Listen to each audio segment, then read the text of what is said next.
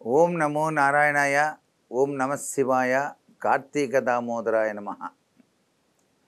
ఆశుతోషుడు అభయంకరుడైనటువంటి పరమేశ్వరునికి, నీరజాక్షుడైనటువంటి మహావిష్ణువుకు ప్రీతికరమైనటువంటి రోజు కార్తీక మాస ప్రారంభం.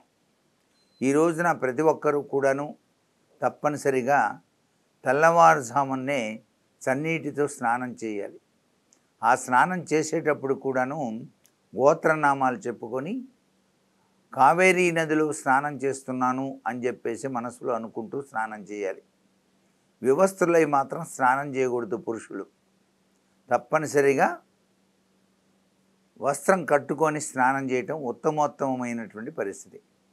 నదీ తీరం దగ్గర స్నానానికి వెళ్ళినప్పుడు కూడా ఇంటి దగ్గర స్నానం చేసే నదీ తీరం దగ్గర కూడా స్నానం చేయాలి. అంతేగాని అపవిత్రంగా వెళ్ళి నదిని ముట్టుకోకూడదు. పాచినోడుతోనూ మీరు స్నానం చేయని శరీరంతో వెళ్ళి నదిలోకి దిగకూడదు. చాలా తప్పు అన్నమాట. అందుకని ఇంటి వద్ద హాయిగా స్నానం చేయండి. తెల్లవారుజామునే మళ్ళీ పొడి బట్టలు కట్టుకొని ఆ యొక్క శివనామం హరినామ సంకీర్తన చేస్తూ చక్కగా నదీ తీర ప్రాంతానికి వెళ్ళి అక్కడున్న మట్టి తీసుకొని నదిలో వేసి, ఎందుకు చేతనంటే ఋషులు దేవతలు ఆ సమయంలో స్నానానికి వస్తారు. మన కాళ్ళు గనక వాళ్ళకి తగిలినట్లయితే మనకు చాలా విపత్కర పరిస్థితులు ఏర్పడతాయి. కాబట్టి అలా జరగకుండా ఉండటానికి మనం నదిలో దిగి స్నానాన్ని చేసేటప్పుడు ఏటవాలుగా బొడ్డులోతు నీళ్ళల్లో స్నానం చేస్తూ కార్తీక దామోదర ప్రీత్యర్థం అని చెప్పేసి స్నానాన్ని ఆచరిస్తామన్నమాట. ఇలా స్నానం ఆచరిస్తూనే నీటిలో ఈ బొటనవేలు ఇలా తిప్పుకుంటూ హరినామం శివనామం చేసుకుంటూ సూర్యభగవానికి అర్ఘ్యప్రదానం కూడా ఇస్తాం. ఓం మిత్రాయ నమః, ఓం సవిత్రే నమః అంటూ అర్ఘ్యప్రదానం ఇచ్చి ఒడ్డుకొచ్చి 3 దోసెల నీళ్లు పోసి ఆ తడి బట్టను పిండి యక్షతర్పణంగా చేసి సూర్యభగవానికి నమస్కారం చేసుకొని పొడిగుడ్డతోటి మొట్టమొదటిసారిగా వీపు తుడుచుకుంటాం. వీపు ఎందుకు తుడుచుకోవాలంటే పొడిగుడ్డతో నాడీ కేంద్ర మండలం బాగా పనిచేయడానికి ఆరోగ్యప్రదం అన్నమాట. చలికాలంలో స్నానం చేయటమే ఆరోగ్యం. అందున చన్నీటి స్నానం శరీరంలో ఉన్న ఉష్ణతత్వం అంతా బయటికి పోతుంది. మనకి సంపూర్ణ ఆరోగ్యం చేకూరుతుంది. అందుకే కార్తీక మాసం అంతా కూడా చన్నీటి స్నానమే చేయాలి. వేడి నీటి స్నానంతో చేస్తే కళ్ళుతో సమానం అని చెప్పేసి శాస్త్రం. ఇక నిద్ర లేవలేని వాళ్ళు ఉంటారు, అనారోగ్యవంతులు ఉంటారు. వాళ్ళు గోరువెచ్చని నీటితో స్నానం చేయొచ్చు.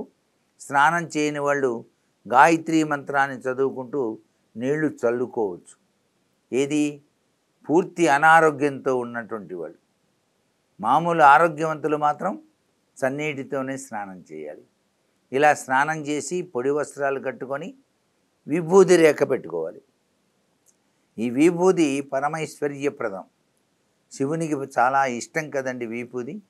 ఆగామి సంచిత ప్రారంధ కర్మల్ని తొలగిస్తాడు కదా పరమేశ్వరుడు. అందుకని చక్కగా విభూతి ధారణ నుదుట, వక్షస్థలం, పొట్టకి, చేతులకి కూడా విభూది రాసుకొని పరమేశ్వరుడు తపస్సు చేస్తే ఆనందంతో కళ్ళు తెరిచినప్పుడు ఆయన కళ్ళ నుంచి జాలువారినటువంటి కన్నీటి ధారలో ఉద్భవించిన రుద్రాక్ష మాల ఈ కార్తీక మాసంలో ప్రతి ఒక్కరూ కూడాను ధరించాలి. పంచముఖి దగ్గర నుంచి మీ ఇష్టం వచ్చిన అన్ని మాలలు వేసుకోవచ్చు. ఏకముఖి రుద్రాక్ష అంటే చాలా కష్టం. ఏకముఖి రుద్రాక్ష లక్షల్లో ఉంటుంది. బజార్లో అమ్మే పిచ్చివి కాదు. హాఫ్ సర్కిల్ రుద్రాక్ష అని అమ్ముతుంటారు. అది ఏకముఖి కాదు. గుండ్రంగా ఉండి ఒకే ఒక ముఖం ఉంటేనే ఏకముఖి అని అర్థం. అటువంటి రుద్రాక్ష ఒకటి వేసుకున్నా పరమైశ్వర్యప్రదంతో తొలదూగుతారు జీవితాంతం కూడాను. ఆరోగ్యం ఐశ్వర్యంతో ఉంటారు. అటువంటి రుద్రాక్షను వేసుకొని శివనామం హరినామం చేస్తూ మారేడు దళాలు చేతిలో పెట్టుకొని శివ దర్శనం చేసుకోవాలి, విష్ణు దర్శనం చేసుకోవాలి. శివాలయ ప్రాంగణంలో ముందు భాగాన మట్టి ప్రమిదలో ఆవు నెయ్యి కానీ నువ్వుల నూనె కానీ పోసి దీపారాధన చేస్తే జన్మ జన్మాంతరాల పాపాలన్నీ కూడా పటాపంచలైపోతాయి కార్తీక మాసంలో. కార్తీకంలో ఆచరించవలసిందేంటి? నదీ స్నానం, దీపారాధన, దానం, ఉపవాసం. ఈ 4 కనుక పాటిస్తే సర్వ సంపత్తుల్ని కూడాను హరిహరులు ఇరువురు కూడాను మనకు ప్రసాదిస్తారు అని చెప్పేసి శాస్త్రం.